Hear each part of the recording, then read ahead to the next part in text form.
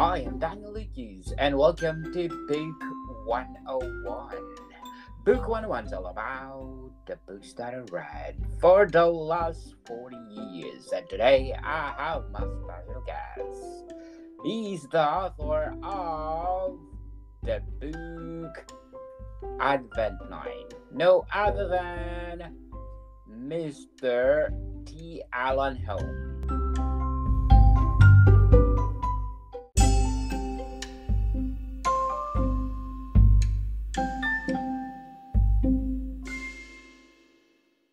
Welcome to Book 101, Mr. Alan, and can you please introduce yourself? Yes, well, I am the author of Advent 9 and other books.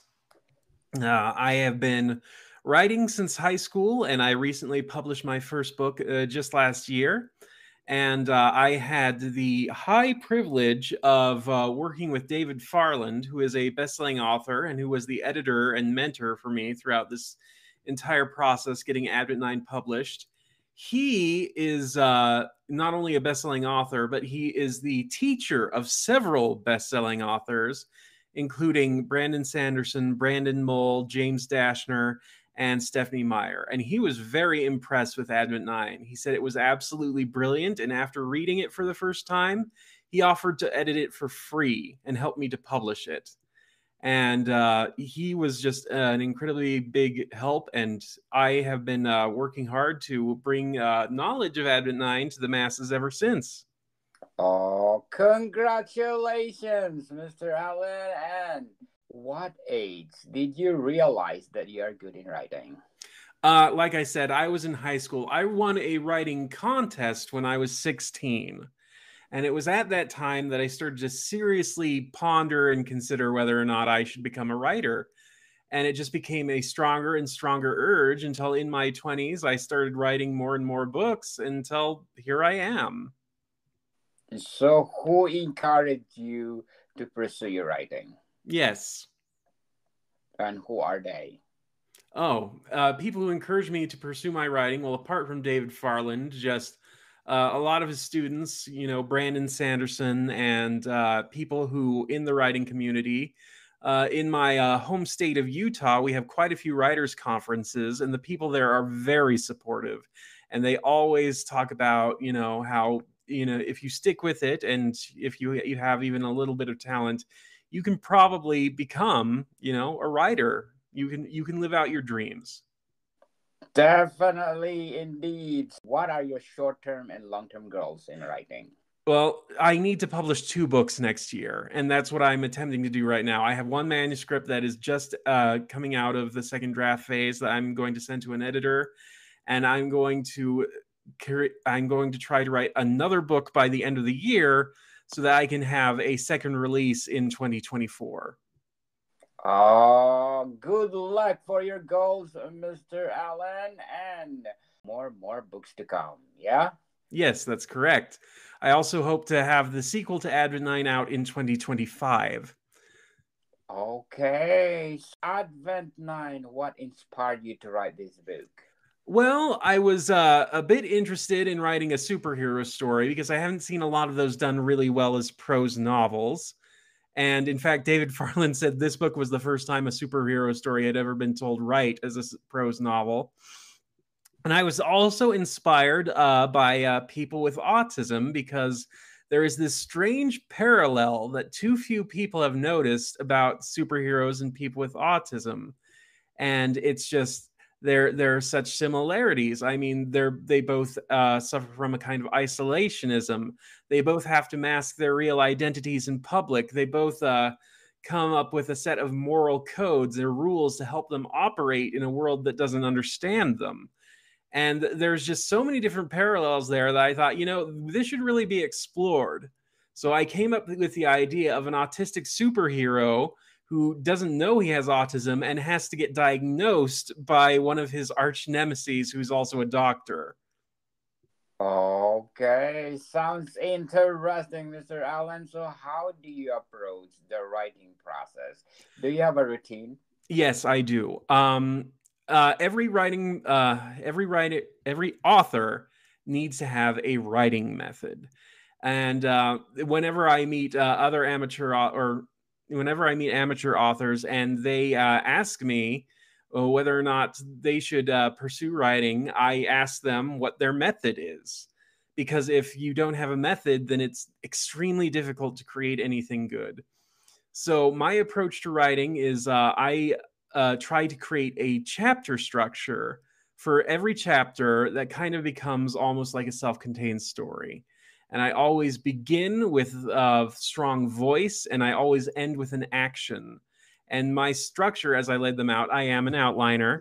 As I lay them out, I always follow this, follow this kind of rhyme scheme to make, if not actual formula, but just a guideline to make sure my chapters are compelling, and it helps me to create a solid book structure. I also, in order to help me write every day and have great output, I do use a bit of hypnotism to help me focus and produce lots of words every day. I recently learned, I recently became a certified hypnotist, and I've been using that to help me with my output, which will hopefully help me produce 3 or 4 books over the next 2 years. Wow. Good luck for that, Mr. Allen. So how do you handle writer's block? Oh, writer's block. Well, like I said, I'm an outliner, so if the outline is already there, then you have a lot less chance of having writer's block in the first place. But if you do have a block, then a lot of times what you need to do is you need to focus on something else for just a little while. Like even just like watching a movie can sometimes free up some of the thoughts you have, because your unconscious mind, the back of your head, will naturally think of ways to solve the problem if you're a natural problem solver. And so Oh, sometimes you just need to step away for a moment and try something else. yes, indeed. So, Mr. Allen, which authors or books have influenced you? To shout out to the people listening in Utah, Texas. In Texas, I have a lot of places in Texas, but I named them probably 20 places. In Dallas, I get 92% audience share. Houston at 7%. San Antonio at 1%. Texas City, Austin, Arlington, Ducanville, McAllen, Irving, Grand Prairie, Fort Worth, Lubbock, El Paso, Cedar Park, Mesquite. There's a lot of places in Texas, but thank you, Texas, for supporting this podcast, because this podcast is created to empower writers all over the world, like Mr. T. Allen Horne. Yeah. So, so Mr. Allen, Advent 9, how do you develop your characters and decide on their personalities and backstories? Oh, very good. Advent 9 required a lot of work with the characters because characters are probably my biggest Achilles heel in writing. I can write great plots and I can do fantastic worlds, but getting characters to be believable takes work for me. And of course, writing an autistic superhero required me to call upon my own experiences, having been diagnosed with Asperger's syndrome as a teenager. So Advent 9 is partially based on myself, but I kind of gave him a few differences, enough to make him his own character. He's a bit more devil may care in his attitude, and he has a bit more problems, I think, socializing with others than I do. But the interesting thing was the nemesis, the one who diagnoses him, the mad scientist doctor. I kind of based him off of Gene Wilder, because I had the hardest time writing his character until I cast someone in the role of him in his head. And the person I chose for that was one of my favorite actors of the screen, and that's Gene Wilder. I invited him on the stage in my mind, and he, kind of pointed me the way for how to write a character like this, a character who can be angry yet sympathetic. Oh, wow. So, Mr. Allen, how much of your personal experience is reflected in your writing? Um, I'd say a percentage of my personal experience. I mean, I've never flown or fought evil or saved the world or whatever, but but some of the autistic experiences do reflect some of my own experiences. Some I learned by reading about other people's autistic experiences, but a lot of it is based in mine. Um, Advent 9 as a character is a bit more bombastic than I was. He has a lot of bigger reactions to learning he has autism than I did. But part of that is, well, because this is a drama, so you do need big emotional moments. And so I would say maybe somewhere between probably between 10 and 30% of his experiences are based on things I've personally gone through, but the rest of him is original. He's his own person. So how do you research for your books, especially if they're set in a different era or location? Yeah, researching for a book, I think a lot of the research can come in during the second draft, honestly. During the first draft, you just write whatever works. And then during the second draft, you see, okay, does this thing I wrote conceivably make sense? And then you have to adapt what you wrote to what is factually possible or what maybe matches the time period. And yeah, that's what drafts are for. You get chances to refine and to weed out errors, and I think that every author should give themselves a bit of leeway on the first draft, because first drafts are hard, and once you're done with the first draft, everything else becomes easier and faster. Yes, indeed. And according to None, a mouse. Love this. Original and tragic. So, can you give us example with no spoiler alert, the tragic that you shared in the story? Well, it is a story about coming to grips with a new diagnosis you didn't know you had. And for Advent 9, who has lived his entire life in isolation, he is an orphan who is basically homeless. But he does it because he loves the job, he loves saving people. But he tells himself that he can, put down the mantle at any time. He can quit at any time and start to resume a normal life if he ever gets tired of being a superhero. But after the autism diagnosis, that gets called into question, because can he have a normal life? Is that even possible for someone like him? And he has to go through a lot of soul searching, and he has to come to grips with himself in a way that he was not prepared for. And his arch nemesis, who has spent so many years trying to kill this boy, eventually has to come to his own grips. He sees this boy he's tried to kill, basically learns now that he is dealing with something incredible that the doctor cannot even understand what it's like to live through, and whether or not this is going to shape his relationship with Advent 9 going forward. Very well said, Mr. Allen. And according to MC, a good read. So, what are the elements that you put in the story that make the readers glued to it? Well, like I said, I have a method, and my method requires that every chapter begin with a strong narrative voice. So every chapter begins with an emotion. It begins with a perspective into what's happening, not just a relation of events, but how it is affecting the people inside the story.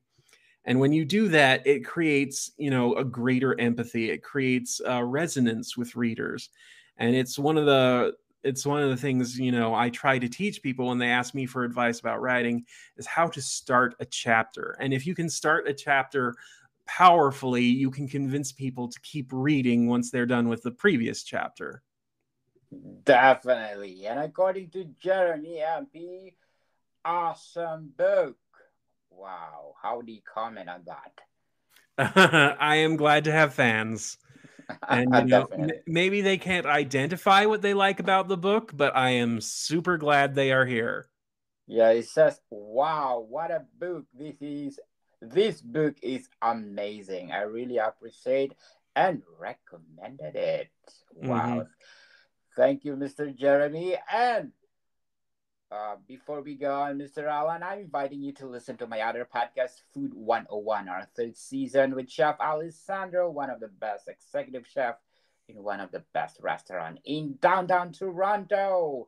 And please do listen to our latest episode. We talk about Thanksgiving, people, because in Canada we celebrate Thanksgiving on the 9th of October. So please do listen to it, how to debone turkey, how to do stuffing, and a lot more. Plus one more, our books are out. Not only one, but seven people, seven volumes. It's all about how to create a delicious food. Food 101, Volume 1 Basics. That's all you need to create, as I said, a delicious food. Available on Amazon and leading online bookstores worldwide. So, Mr. Allen, what is the best advice you receive as an author? The best advice I received as an author, it may be that you're here to create an emotion. You're not here to convey information. And so the last thing you want to do is give a technical, explanation of events. What you want to do is color every event with the character's perception so that you can give the reader a feeling. So, how do you handle criticism and reviews, both positive and negative? I welcome reviews. I've gotten quite a few negative reviews from people who didn't like the book for one reason or another. I think that in as far as reviews are concerned, and especially in our connected age, networked age, that quantity is sometimes better than quality, because a huge quantity of reviews is going to bring attention to your book, regardless of what the reviews say. And I think that to a degree, all publicity is good publicity. So as long as people are talking about you, then you don't need to concern yourself with what exactly they're saying. And that's especially true when you're in the arts and you're trying to gain an audience and just trying to bring attention to yourself. That's what marketing is. Yes, definitely. So, do you agree that negative reviews will make you better and perfect in the future? I think that negative reviews, if they're written well, can show legitimate spots where you need to improve. But negative reviews in sum total, they just bring more attention to you. They just make people think about you more. Yes, totally agree. Is there any topics or genre you have tackled yet, but you wish to explore in the future? Well, I have maybe one horror novel inside of me. I'm mostly science fiction, fantasy, um, speculation, wonder fiction. That's mostly me. But I think down the line I may be tempted, just to try, horror just once at least, to make something that's truly spine tingling and that can explore the strangeness of the universe, maybe through a darker, more scary lens. Yes, explore the unexplored within you. So, how has your writing evolved over the years? A great deal. I could not write my way out of a cardboard box when I first started. And I had a few valiant first efforts, but the thing I'm most proud of is that every time I started a new book, it was better than the last one. And so the way my writing has improved, well, I've gotten better at characters. I've gotten better at prose and recognizing how to streamline and make it, polished and pretty. And I've I've learned to be a bit more personal in the writing to get that resonance factor to make it really sharp and really hit the reader in the feels. And I am just grateful that I've been able to improve so much since my first efforts. Yes. Okay, so, Mr. Allen, can you read the prologue of your Advent line? The So, prologue. I have the first chapter. If you want me to read that. yes, definitely. Go ahead. Okay. Or do you mean the blurb? Yes, please. Okay. Once the world had people to look up to. The power protected us, inspired us, showed us new possibilities for humanity. But when the great names walked away, when the capes and boots and chest blazoned symbols vanished, All they left behind was a single child to take up their burden. His nightmares named him Advent 9, the flying, bullet-dodging, impossibly strong remnant of an era almost forgotten. With no memory of where he came from or why he is the only superhero left, his life is the world's greatest mystery. And when a new threat, Trance Dragon, arrives, the boy hero finds himself unprepared for what will become our world's darkest hour. To have a fighting chance, he must piece together the secrets hidden in his mind. The only one who can help with that is an old guard supervillain with an axe to grind, and who might be the bigger threat when he discovers the one vulnerability Advent 9 never knew he had. Oh, wow. Interesting, Mr. Allen. If you go back and revise the book itself, what part of the book you want to revise? Of Advent 9, well, we already took it through a lot of revisions.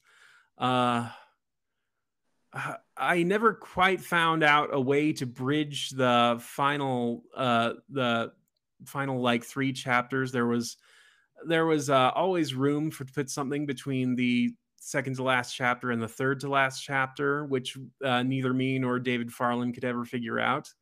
I don't know that I've even found it out now, but if I ever found it out in the future, I would have wished I could have had it there. Advent 9, what behind the title of your debut novel? Well, it is the name of the protagonist, so not the most flashy or well thought out title I know. But the way I came up with that name for the protagonist is, still up in the air. I knew I wanted this teenage superhero with autism, and eventually I got to the point where I asked myself, okay, what's his name? And the answer immediately came to me. His name is Advent 9.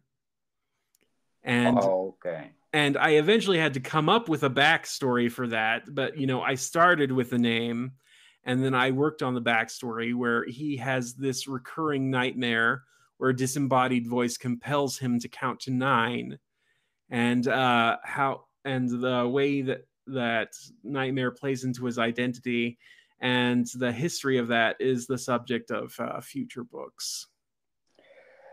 You already created the prequel of Advent 9. How did you connect the prequel to your debut book? I haven't written a prequel to Advent 9. Okay, but in the future, Yeah, in the future, I will be writing a sequel that delves into Advent 9's backstory. So this will be a series, a quartet, or a trilogy? Let's say a trilogy with room for a quartet. Oh, wow. Interesting indeed. And listen notes, thank you so much for my latest score of 26 and belong to 10% popular show globally. So, Mr. Allen, how do you feel about the current publishing landscape and the rise of self-publishing? Well, there's no denying that traditional publishing is kind of flailing right now. There's just been so much turmoil, and publishers seem very in the woods. I mean, they've been in the woods for a while, but it seems now like finally they're coming out and admitting it. And it's just, I did choose to self-publish my book because traditional publishing is just a quagmire right now. It's been so many years since we've had a Hunger Games, had a Harry Potter, had any kind of really breakout popular book, and a lot of people don't read books these days, and it's not because that there are alternatives. There have always been alternatives. It's that the mainstream publishing book market right now is just, there just aren't a lot of great books either being published or being given the marketing support they need in order to reach that superstar status. And publishing can't live with like that. You can't pass this down to the next generation unless you create new superstar authors, and the New York publishing houses just don't seem interested in that. Thankfully, self-publishing is becoming easier and it's getting more recognition. I think in the next few years, we may see a few superstars rise out of self-publishing in a way that catches the attention, maybe like one of the big like one of the big releases, the Hunger Games, the Twilight, the Harry Potters, and that may very well change the power dynamic of publishing. But until then, I just think the big New York publishing houses need to get their act together. They need to, find and sink their claws into the best new authors, and then they need to promote them like crazy. Yes, definitely, indeed. So, what are the pros and cons of being indie author or self-published? The cons of being an indie author, I can really only think of one con, and that's publicity and marketing. You have zero support in publicity and marketing if you are an indie author. Other than that, everything is better. You get to pick your own cover art. You get to pick your own typesetting. As an indie author, you have such wonderful control over everything. The only downside is that you are starting from zero. You are completely unknown, and you have to manage your own marketing, which means saying yes to every publicity opportunity and getting your name out there and working, at least as hard as you do on writing as you do on promoting. Yes, that's why I created this podcast, Mr. Allen, Yeah. to support indie authors. And according to my analytics, I got 144 countries listening to me. So this is something that I give to indie authors. So indie authors out there, you are free to contact me and promote your books. So, Mr. Allen, what are you currently reading and how does reading influence your writing? I'm currently reading Reframe Your Brain by Scott Adams Says. It is a nonfiction book that is all about using your mental outlook to change the way you operate. And there are all sorts of reframes that it gives us examples. Like if you see walking your dog is a chore, it gives you the reframe of your dog needs to smell things, and you are helping him, going out into the world to help him smell as many things as he can, so that he can interact with the world. And just taking it's the classic example of taking the lemons life gives you and turning them into lemonade, except it requires very little work. It just requires you to start thinking about your problems in new and interesting ways. And I think it's a terrific thing for anyone who struggles in any area of life to just see their problems in different ways, make opportunities out of problems. And I would recommend Yeah. the book.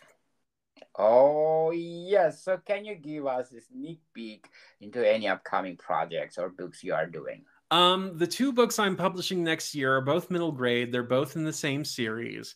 They are science fantasy. They take place in what is basically a medieval world. And this one peasant boy there, his entire village gets destroyed on the orders of the king for mysterious reasons. And he manages to survive by hiding. But the king's knights find him, but instead of killing him, they carry him secretly out of the village, and they kind of adopt him. The chief knight comes to the capital and says, "This boy is my nephew," and so the boy starts training as a knight. And it turns out that the king who ordered his village's destruction is also a 10-year-old boy, and he wants a best friend. So he kind of orders this kid to be his best friend, and the kid has to, put up with the king who technically murdered his family. Good luck for that, and I'm inviting you to come back to promote those books. I would be happy to. The target age, it's young adult. I think it does have some, some violence and a little bit of language and some implied off-screen relations. So I think that I would recommend that children no younger than 14 read this book. I'd say 14 and up, maybe 12 if they're really mature. But yeah, I do not give copies of this book out to children, nor when parents ask me, whether their child should read it. I always ask the age first, because it's not appropriate for all ages. Let's talk about the main character of Advent 9. Yes. What can you say about it? Well, I can say that he lives in a place called Hearth City. He is 16 years old, and he has been doing superhero work for almost his entire life, but he has no memory of how he started. And he likes doing it over and over again because it's a routine, and being autistic, he loves routines. So he loves going through he sleeps during the day and he works at night, and he's very methodical about it. He has a kind of algorithm for rescuing people. And one day his life gets turned upside down when an old guard supervillain, asks holds the city's communications network hostage, and he's forced to walk into an ambush. So if you compare Advent 9 to superheroes like Spider-Man or Wonder Woman, what are big difference? Well, the superheroes I compare him most to are Superman and the Punisher. Because the way the story is written is that at the beginning, Advent 9 thinks of himself more as, the Superman archetype. He's the guy who rushes in and saves people, and that's his whole deal.